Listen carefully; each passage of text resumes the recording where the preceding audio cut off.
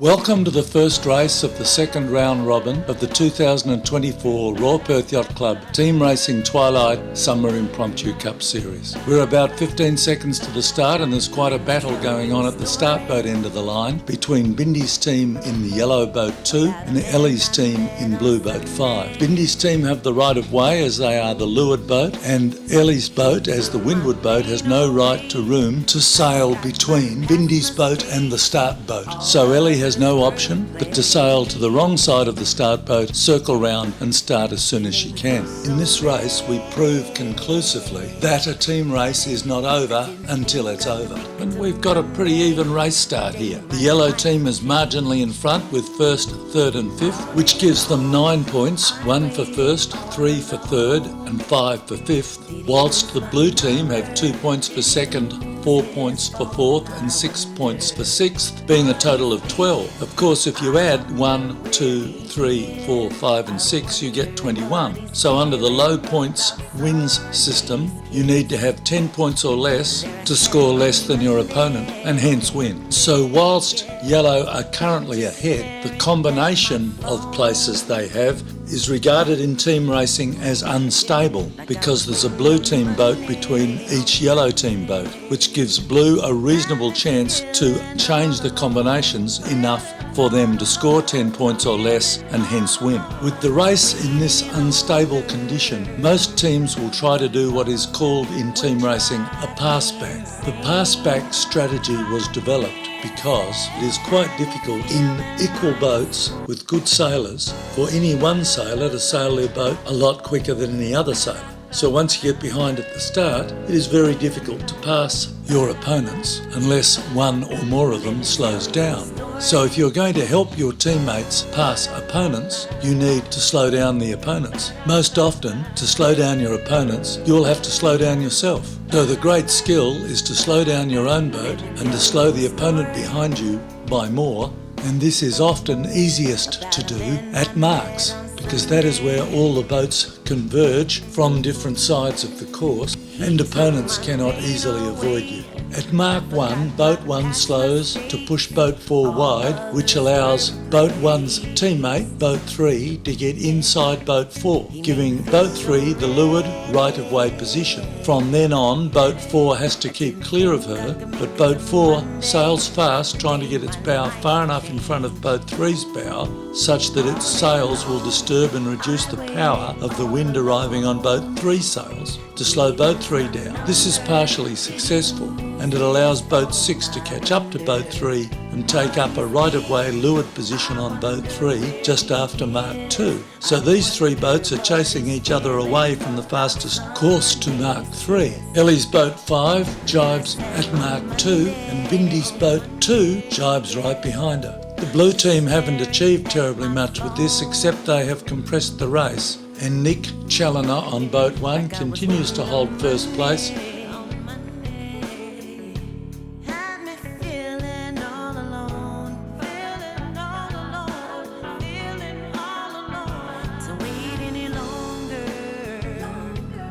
And the boats round Mark 3 somewhat reshuffled in positions, but blue still holds 1 and 3, which are race-winning positions. Ellie's boat is now the leading boat in the blue team, and so it's down to her. Just call me, baby. Why can't you pick up a phone, dial my number? All day long, I waited all alone. Did he lose my number? Did he lose his phone?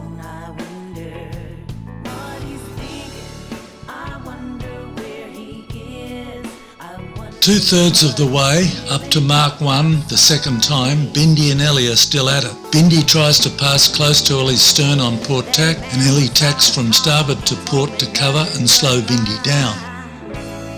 I put him first, I forgot about my life. He disappeared just as fast as he came.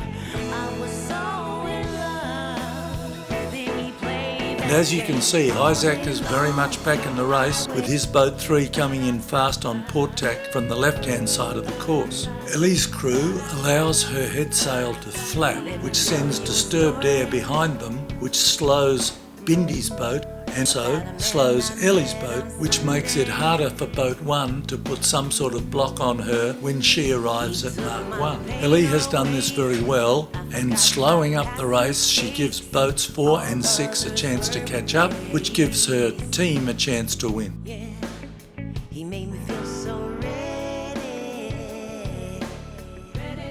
I didn't think I could make it to Monday, the day my life would change. All day long, I waited. Ellie now positions her boat under Isaac's boat 3, between marks 1 and 2, and starts to take him further and further from the finish line. This allows Bindi's boat 2 to jibe at Mark 2 and head off directly towards the finish, which the blue team see as a threat because Bindi and her team have been very fast downwind. So now yellow boats 4, 5 and 6 all take off after boat 2 because they simply cannot allow her to get clear, because Nick Challoner still holds first place in boat 1. So if the blue team allows Bindi to get into a clear second place, the race is all but over. The 3 blue boats stretched across the race course behind Bindi's boat 2 are quite successful in slowing her down, and eventually Bindi has no choice but to jibe away to escape the wind shadow and take up a better position in the middle of the racetrack. Yellow now have control of the right hand side of the course going downwind, which they are happy with because all day the right hand side downwind has had stronger pressure. Trevor Lord and his team in the Lord's Prayer in boat 4 and Ellie and her team in boat 5 have sailed fabulous races to get themselves into this position. Did he lose his phone? I wonder what he's thinking. I wonder where he is. I wonder what he's feeling about Sunday's kiss.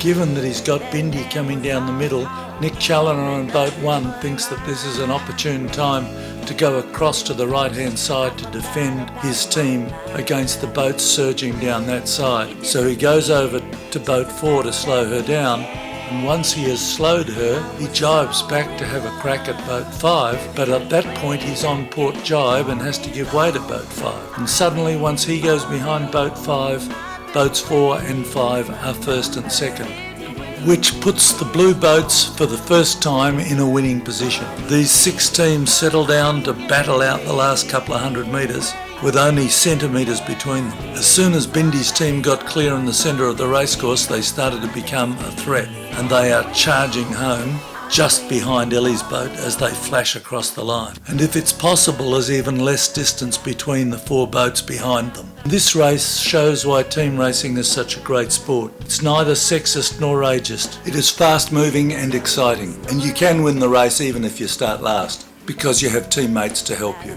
The 2 young lady skippers were first and second, and the age gap across the skippers in the fleet was 55 years. And of course, none of this would be possible without the great support we received from the best yacht club in the world, the Royal Perth Yacht Club, and her boating operations department headed by Travis, Anna and Dana. And on the night, you can't have a race without a starter finisher, and we have the master starters, Bill Quinn and Ross O'Brien. Driving the media boat on day 3 is Andrew Walby, and behind the cameras, John and Trish Carlson. And if we've been able to make this look as much fun as it really is, why not contact the Royal Perth Yacht Club Boating Operations Office and give your details to them and allow us to contact you?